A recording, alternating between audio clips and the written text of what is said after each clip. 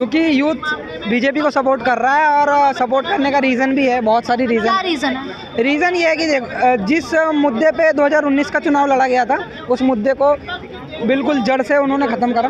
अडानी का क्या उखाड़ लिया। ये देखिए, नॉर्मली क्या होता है ना, इनका अपना एजेंडा कुछ होता नहीं है, कोई ब्लूप्रिंट है नहीं कि देश को कैसे आगे ले जाना है, और उसके बाद सिर्फ मोदी जी को गाली। मोदी जी का नाम हुआ ना अच्छा खासा, और एक पेट उनकी बनी है पूरे विश्व में।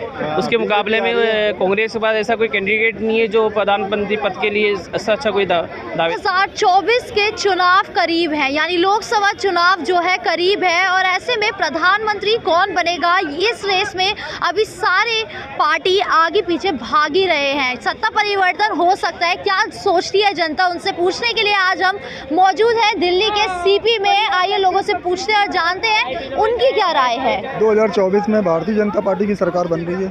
क्यों आपको ऐसा लगता है?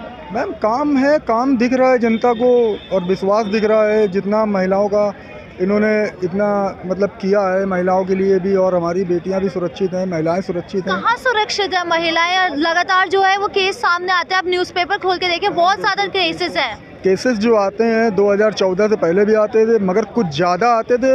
अब जो है केसेस बहुत ज़्यादा कम हो चुके हैं। मैं भी न्यूज़ देखता हूँ, मैं भी एक्टिव रहता हूँ सोशल मीडिया पे। इतना नहीं है, मगर मोदी सरकार ने जो कर दिया वो कोई सरकार कर नहीं पाएगी। 2024 के चुनाव में कौन आने वाला है? मोदी जी आएंगे वैसे तो। क्यों?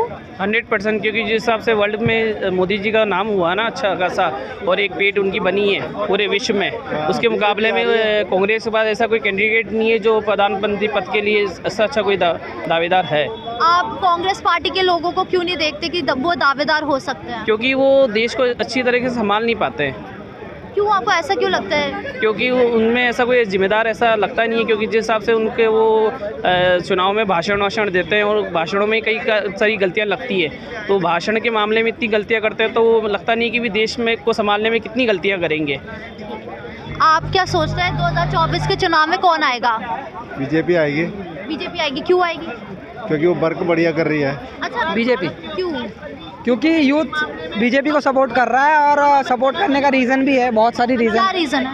रीज़न ये है कि जिस मुद्दे पे 2019 का चुनाव लड़ा गया था, उस मुद्दे को बिल्कुल जड़ से उन्होंने ख़त्म करा। राम मंदिर बनवा दिया गया, धारा 370 5 अगस्त 2019 को ही हटाई गई। सरकार आने के बाद ही पूर्ण बहुमत की सरकार बनी, राज्यसभा में भी उसको बहुमत मतलब 2/3 से पास करा गया, और उनको जो टेम्पररी प्रोविज़न था उसको हटा गया। इससे ये पता चला कि सरकार में विल पावर है, जो कि अब ये नहीं कह रहा हूँ मैं कि सरकार ने कुछ नहीं किया, बहुत कुछ करा सरकार ने, और युवा इस बात को जानता है। लेकिन युवा को गुमराह इसलिए किया जा रहा है, कुछ मुद्दा नहीं मिल रहा है इनको। ये बोल रहे हैं कि बेरोज़गारी एक मुद्दा है। बेरोज़गारी मुद्दा बिल्कुल है, मैं नहीं कह रहा हूँ कि नहीं है, लेकिन ये जो बढ़ा चढ़ा के कह रहे हैं ना, बिल्कुल नहीं है। मैं 2 साल से दिल्ली में रह रहा हूँ, मैं जॉब करता हूँ नोएडा में। मैं सिंपल ग्रेजुएट पर्सन हूँ जो कि एक ठीक ठाक सैलरी अर्न करता है, और मैं अपने परिवार को भी देख रहा हूँ, ऐसा बात नहीं। तो मेरे लिए बेरोज़गारी मुद्दा है, मैं नहीं बोल रहा हूँ।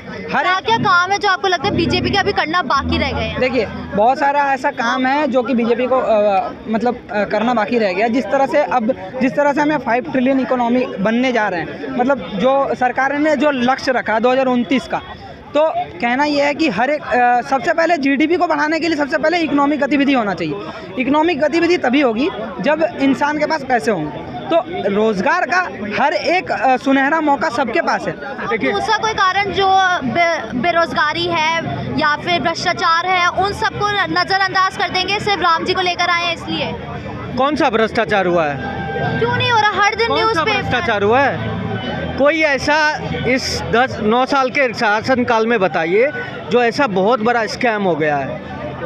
कोई विपक्ष के नेता ढूंढ नहीं पा रहे हैं। विपक्ष के नेता गौतम अडानी पर नाम लगाते हैं। गौतम अडानी का क्या उखाड़ लिया। ये देखिए, नॉर्मली क्या होता है ना, इनका अपना एजेंडा कुछ होता नहीं है, कोई ब्लूप्रिंट है नहीं कि देश को कैसे आगे ले जाना है, और उसके बाद सिर्फ मोदी जी को गाली देना है। तो ऐसे में नहीं देखता ना, जनता भी देख रही है, उनके पास कोई विजन नहीं है। यहाँ पे सुपर विजन है, भारत को विकसित बनाने का लक्ष्य है। तो ये सारी चीज़ें चलेगी नहीं विपक्ष का, तो कोई मुद्दा नहीं है। और अभी के समय में आप देखिए 2024 में तो मोदी जी आए।